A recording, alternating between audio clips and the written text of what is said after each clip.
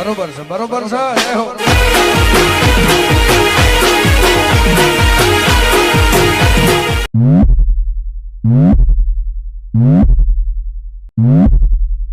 Music હા તને જોઈને જૂની તાજી DJ Nagin edit. તને જોઈને જૂની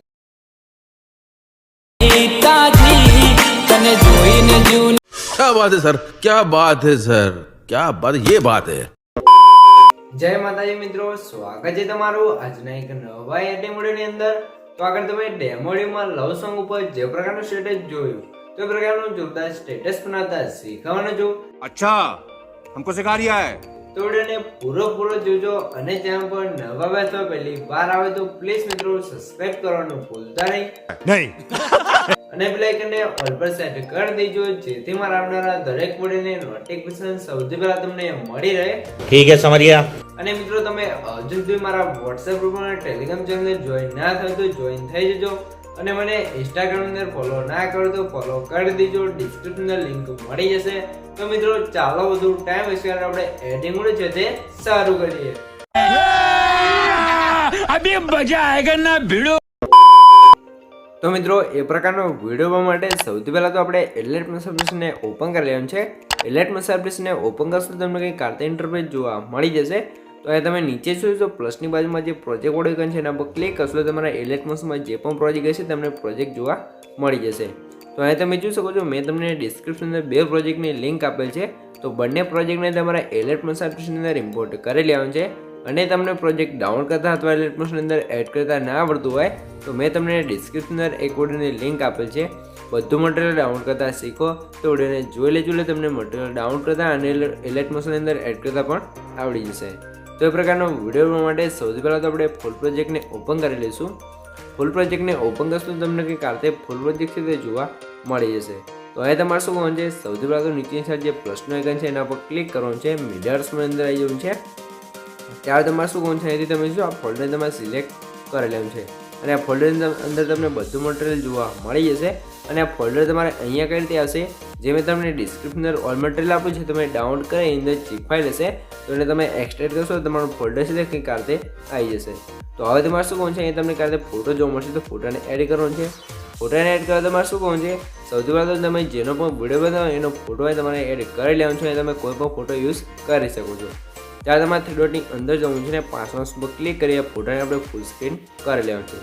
ત્યારે તમારે મોટાસના ઓપ્શન જવું છે ને આ તમે સ્ક્રોલ કરી અને જોશો ફોટાને તમે વચ્ચે સેટ જ્યાં કરવો હોય તમે તે સેટ કરી શકો છો।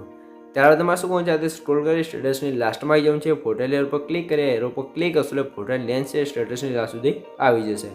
હવે તમે ફરીથી ફોટા લેયર પર ક્લિક રાખી જે ફોટો છે નીચે સોંગ ઉપર સેટ કરી લેશો એટલે કમ્પ્લીટ આ રીતે સેટ થઈ જશે।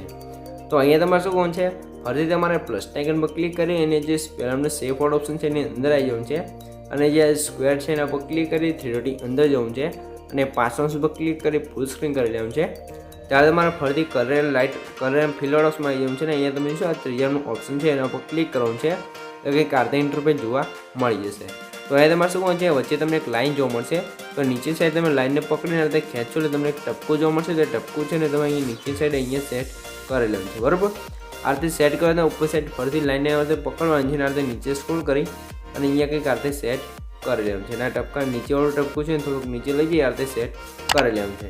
હવે તમારે નીચે કલર જોવા મળશે તો એ કલર જે બ્લેક કલર છે એના પર ક્લિક કરી આ ઓપ્શન છે એની અંદર આવી જવું છે અને નીચે જે ઓપોઝિટની લાઇન છે ને આપણે 0 કરી લઈશું ત્યારબાદ રાઈટ કરી લેવાનું છે એટલે નીચે આ રીતે વ્હાઇટ કલર થઈ ગયો છે તો કલર ઉપર ક્લિક કરી એનાથી તમારે બ્લેક કલર છે તો સિલેક્ટ કરી લેવાનું છે અને આની સાઇઝ તમારે જેટલી વધારે એટલી તમે વધારી શકો છો આ રીતે, બરાબર। તો નીચેથી આપણે થોડુંક ઉપર કરી અને આ રીતે કંઈક સેટ કરી લેવાનું છે। ત્યારે તમારે લેયર ઉપર ક્લિક કરી લેયર છે ને ફોટા પર સેટ કરી લેશું એટલે કમ્પ્લીટ આ રીતે સેટ થઈ જશે। તો હવે તમારે આની લેન્થ છે આપણે એ પણ આપણે સ્ટેટસની લાસ્ટ સુધી ખેંચી લેવાનું છે, બરાબર। આ રીતે થઈ ગયું છે। તો અહીંયા તમારે શું કરવાનું છે, હવે તમારે અહીંથી બહાર નીકળી જવાનું છે ને મેં તમને જે સોંગ્સ પ્રોજેક્ટ આપ્યું છે એને ઓપન કરવાનું છે। સોંગ્સ પ્રોજેક્ટને ઓપન કરશો તમને શું આ એકદમ નવી સ્ટાઇલમાં આપણે સોંગ્સ છે તે બનાવ્યું છે તમે શું ઇફેક્ટ છે તે એકદમ નવી બનાવેલ છે। તો આ રીતે કમ્પ્લીટ છે તમને સોંગ જોવા મળી જશે તો તમારે કંઈ પણ ચેન્જ કરવાનો નહીં રહે અને આની અંદર જે આપણે ફોન્ટ યુઝ કર્યો છે તમને એલિટ મોશનની અંદર જ મળી રહેશે, તમારે કોઈ પણ ફોન્ટ યુઝ કરવાનો નહીં રહે. અને તમારે જો ગુજરાતી ફોન્ટ ડાઉનલોડ કરવા હોય અથવા એલર્ટ પ્લસની અંદર એડ કરવા હોય તો મેં તમને ડિસ્ક્રિપ્શન અંદર એક ઓડિયોની લિંક આપેલ છે, Gujarati font download and add કરતા શીખો.